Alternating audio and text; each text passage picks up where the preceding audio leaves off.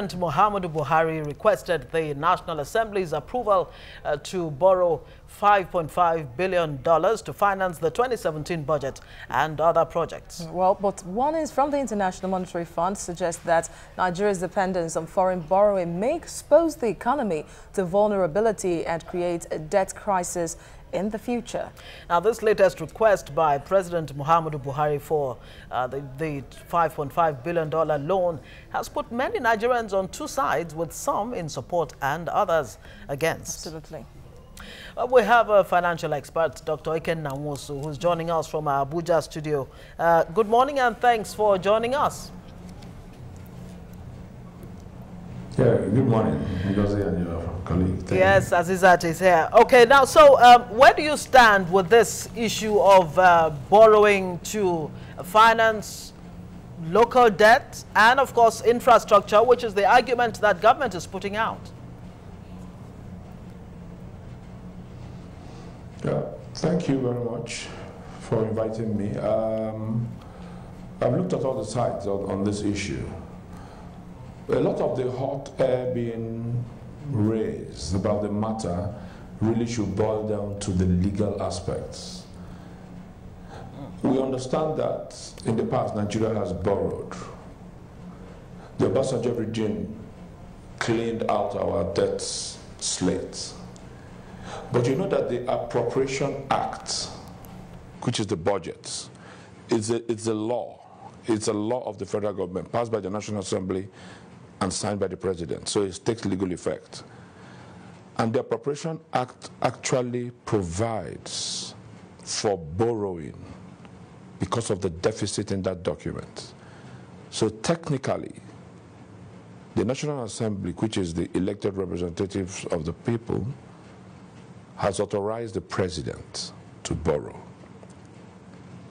Although the Constitution says that the President, at each time he wants to make that borrowing, must still notify the National Assembly in writing, which he has now done.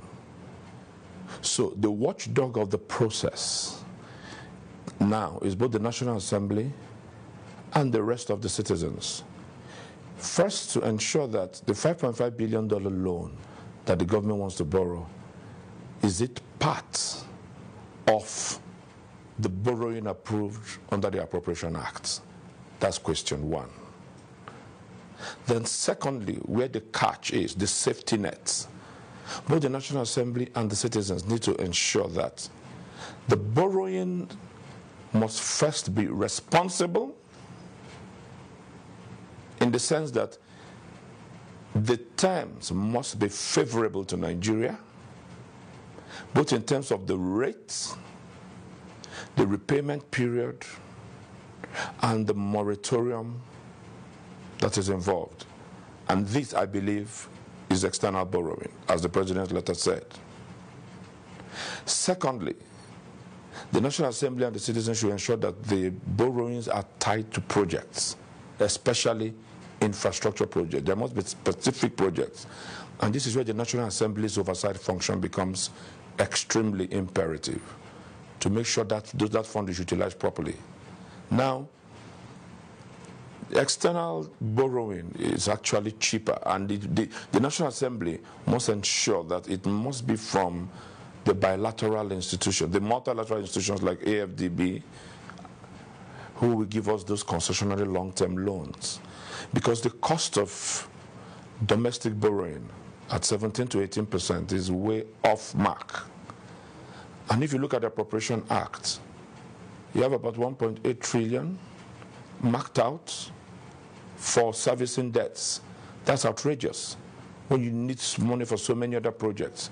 So, like I have said, the legal background, the legal authority for the President to borrow has been established by the National Assembly. But his request now to effect that borrowing must be scrutinized thoroughly to either in line with all the points I have made, and for the National Assembly to decide whether they have to reduce the ceiling or maintain it as it is. These are my initial thoughts in response to your question. Mr. Adeosun says that the government is taking about 25% of treasury bills to dollars. Of course, like you said, it's even way cheaper than naira, but taking it long term, which means that rather than pay interest every 90 days, the government will be paying it annually. Is that long term enough to be servicing the debts? Fine. The tenor of the interest is, yes, 1 year, that's fine. But what is the rate? What is the rate? A lot of people have said the government needs to put more information out to the public. We would like to see a situation where the Minister of Finance, the Minister of Information, the DG of the Debt Management Office, the Minister of National Planning, are also Budget and National Planning, are seated and are facing the camera and facing the public, probably also invited to Parliament. And all these different parameters we're mentioning, they are grilled to the very last question. Because when you read about the opposition to the planned loan, you find that the National Assembly must respond. So 90 annual payment of interest, that's fine. What's the interest rate? What's the tenor of the loan? What is the repayment period? Could we get better terms even than the annual payment of the interest? These are key questions Nigerians want to ask. Not everybody knows the technicalities, but the simple parameters Nigerians need to be told. So more information needs to be put out in the public. The public communication system of the government needs to be more all-encompassing. All right, but yes, well, part of the question to a point you raised earlier on whether it's been captured in the 2017 appropriation bill, of course, the DG of the DMO, the Debt Management Office, Patience Oneha, has said that it's actually part of the 2017 appropriation bill. But then again, the question is, what are the guarantees that in spite of the fact that, yes, it may have legal backing, that these funds will be used judiciously to, fix roads, fix the rail system all across the country, which is what the president is saying. And of course, we've been told again that it will not even add to the nation's debt profile.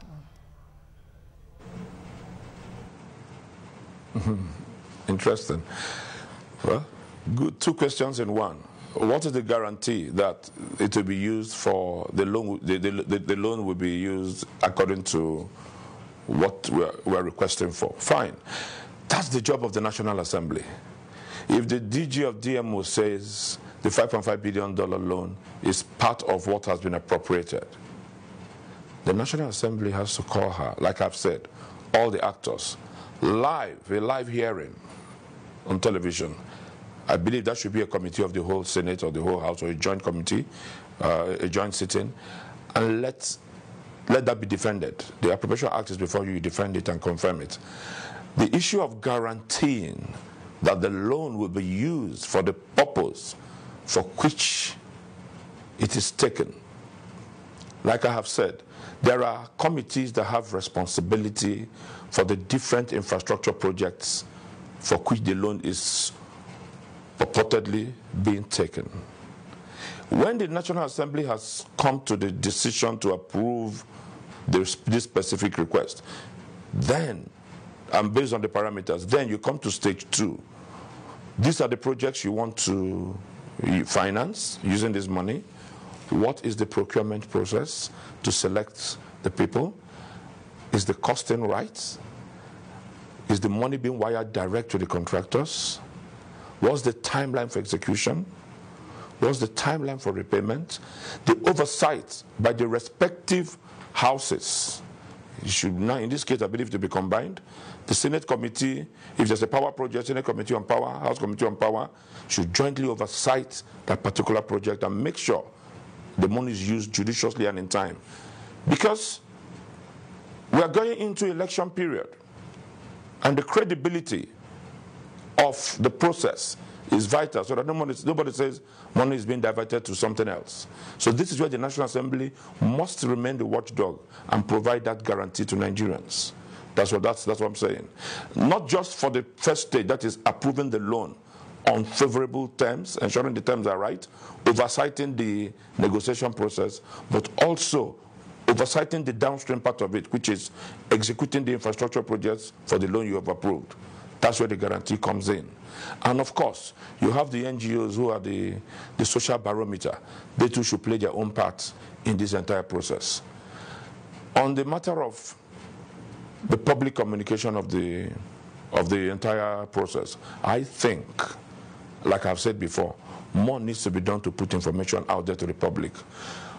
An added reason for this, I find a number of public commentators saying the loan is going to mortgage the future of Nigeria. We're not saying $5.5 million. We're saying $5.5 billion. So I heard the PDP makes that statement. The APC opposes them. The Chief Falana says he's going to sue the government if they take the loan. A number of other organizations have said they will take to the streets. We have to caution. Let's apply reason first. Look at the legal aspects, like I have said, the Appropriation Act, the role of the National Assembly, so that you don't allow emotion to override your reasons. But you don't blame people when they hear $5.5 billion loan. Most of them don't understand the nitty-gritty. It's a lot of money, Ngozi. It is a lot of money. So all safeguards must be on the table.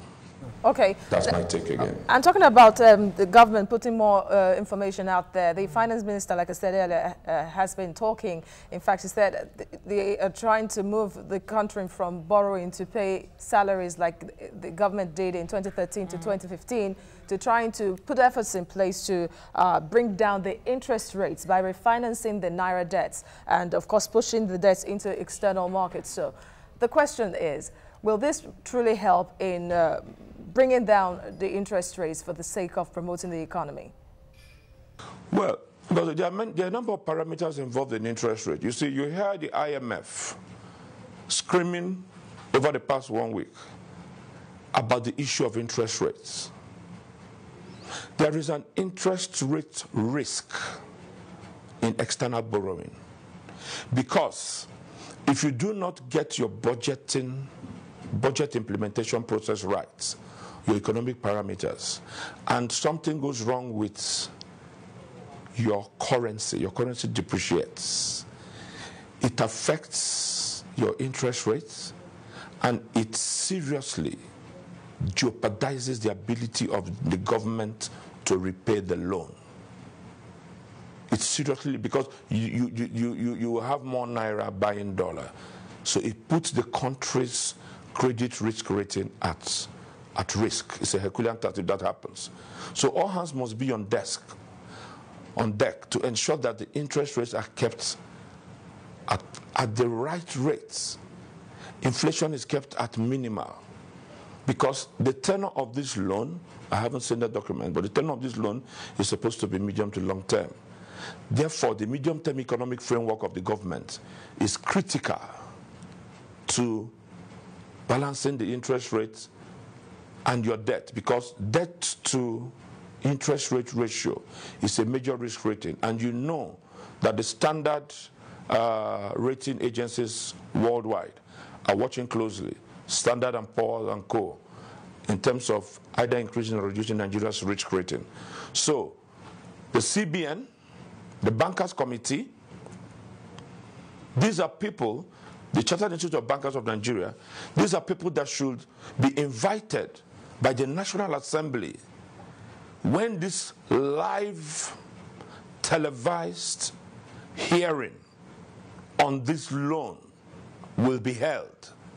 Everybody who has something to say about it, who is supposed to be held accountable for keeping the inflation rate, for keeping the interest rate, for ensuring that the loan is used for what it's meant for, everybody should be there. And if the National Assembly is not satisfied, they should not approve the loan. If they are satisfied, they could reduce the loan. If they are satisfied that the loan is right, then they should ensure the tenor is right, the terms are right, the rates. Because the global community is watching. Foreign direct investors, portfolio investors are watching.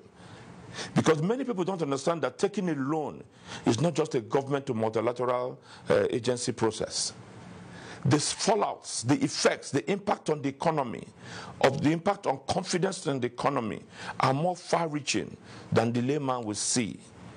So investors, a lot of investors are watching, and many final investment decisions will be on hold.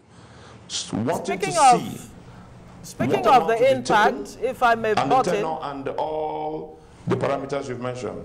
If I may comment, speaking of the impact, of course, the federal government has said the private sector would be the greatest beneficiary in all of this. Yes. But of course, you did point to the risk of foreign currency denominated debts, which Nigeria is heavily exposed to.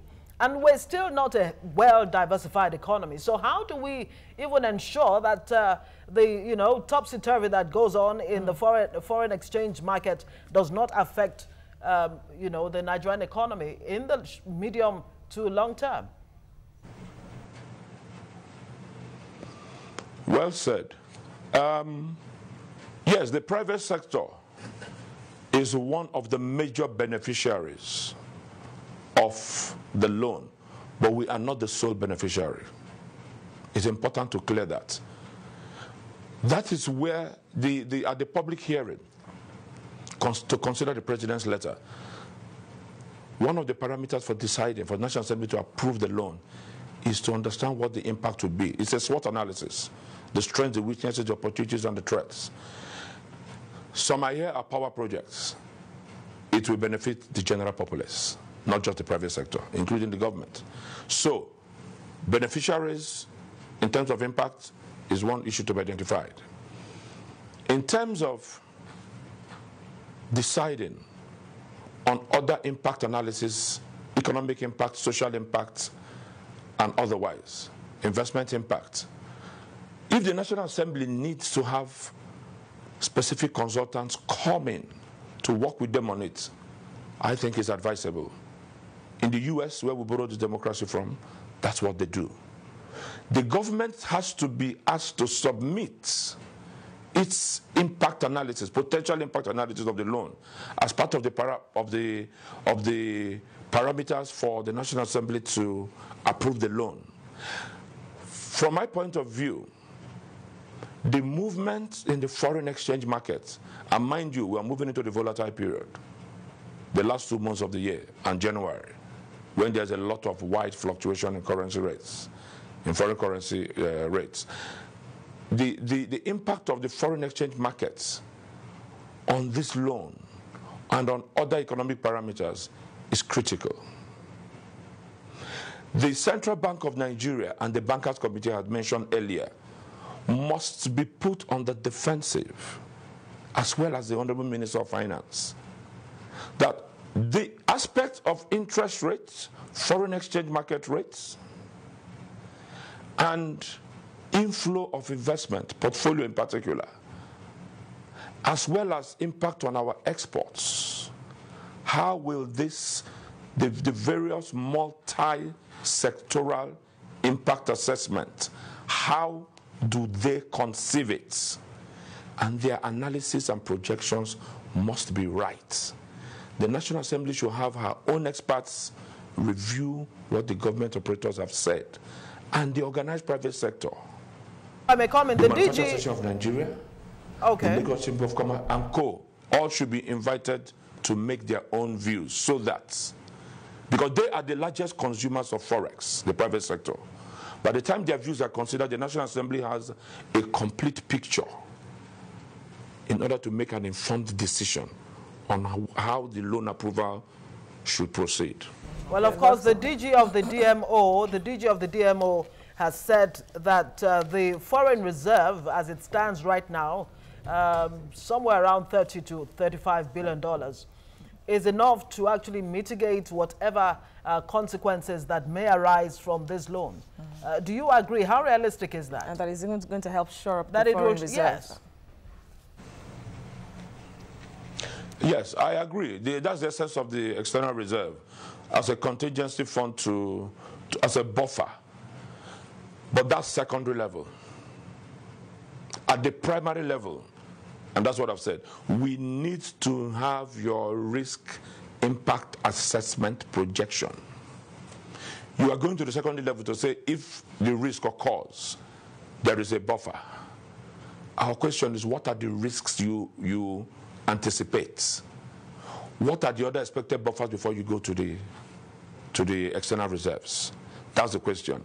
You know, one major problem that the organized private sector has always had with government, and this is important, is there is insufficient consultation with the primary people that the government policy is going to impact on. So the government has to improve on the perception that on its own it defines the problem, defines the solution, and just unfolds it to the public without a collaborative process of consultation. So when you say the external reserves are there as a buffer, yes, but that's a secondary level issue. Have you sat with the private sector, who are going to be the major consumers of this loan, to let them understand what you want to do? Let them give you their SWOT analysis, and they could even improve the process. At the end of the day, the entire spectrum, public sector, private sector, social enterprise, we jointly own the process and the outcome, including the 3 tiers of government. So yes, agreed. The external reserves are there, and the government has actually done well to increase it.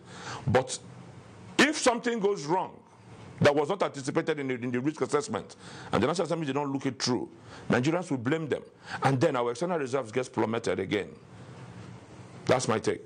Very much for your analysis at this time. Dr. Ikenna Nwosu, you're a financial expert, and you joined us from our Abuja studio. And of course, in essence, says that the process should be transparent, and the private sector should be involved. Some analysts have even said that debt refinancing is only a placebo. That's just psychological satisfaction. Whether Nigeria needs that right now is another question entirely.